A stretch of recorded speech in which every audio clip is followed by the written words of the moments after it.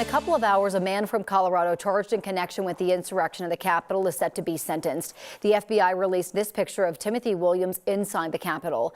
Williams, who's from Trinidad, told the FBI he was inside the Capitol building on January 6th, but says he was pushed inside and wasn't part of any of the violence. He's now facing several charges, including entering a restricted building, disorderly conduct, and parading, demonstrating, or picketing in a Capitol building.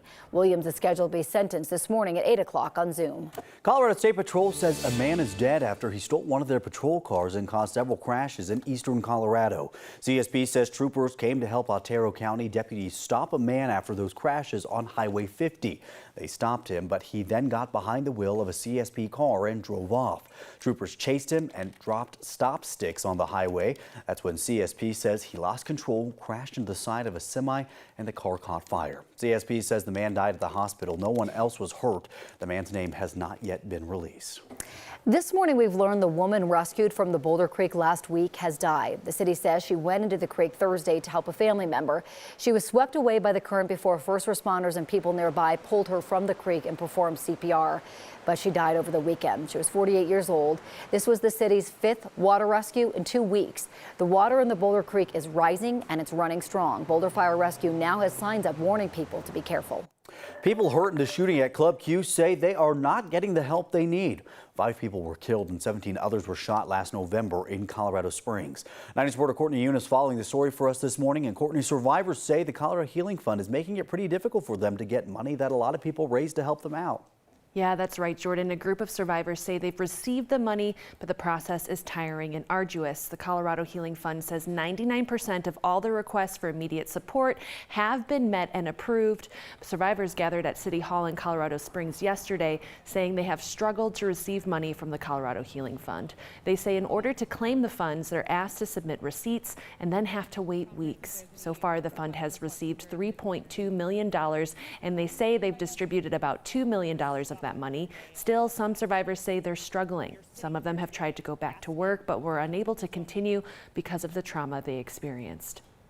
To this day, I don't have but scraps of food in my house to try and feed my family. Fortunately, I have family that's willing to help with my children, and that's great because my children will always come first, and I'll make sure they have their food. Survivors and victims have one job and one job only, that is to heal. There should be no other work that a survivor has to do. It is not a survivor or a victim's job to build bridges. The Colorado Healing Fund says the additional money will be distributed based on a model recommended by trauma experts because they say it's common for victims to demonstrate additional impact in the months and years following the incident. While the fund says 100% of the money received from donors will go directly to the victims, the survivors say it's not happening directly enough. Yeah, you can understand their frustration and also the frustration of the people who sent their money specifically to help them out. Courtney, thank you. The Colorado Supreme Court says a law that lets survivors of child sex abuse sue decades later is unconstitutional. The Child Sex Abuse Accountability Act created a 3-year window for survivors of child sex abuse dating back to the 60s to sue an abuser or an organization that knew or should have known of the abuse. The Supreme Court struck it down because it says the law applied too far into the past. One of the original sponsors of the bill says this ruling is a major step back for some survivors. It gives people enough time to get their minds around how to communicate the trauma. Because a lot of times people have shame about it. They don't know how to express it. So really, the decision is like a slam of the door that was open. Democratic State Senator Rhonda Fields says she wants to connect with the Attorney General and figure out how to craft a new version next year. This morning, lawyers say they may need to do more work before suing XL over the Marshall fire. Last night, attorneys from a law firm out of Chicago held a town hall for survivors to talk about their options. Investigators found an old smoldering fire on the 12 Tribes religious group's property reignited, which started part of the Marshall fire, and a damaged XL power line was the most likely cause of a second fire. Attorneys told fire survivors they may not end up suing XL, saying there's more research to be done. A group of survivors sued XL last year, claiming it caused or contributed to the fire that destroyed their businesses. That lawsuit is still moving forward.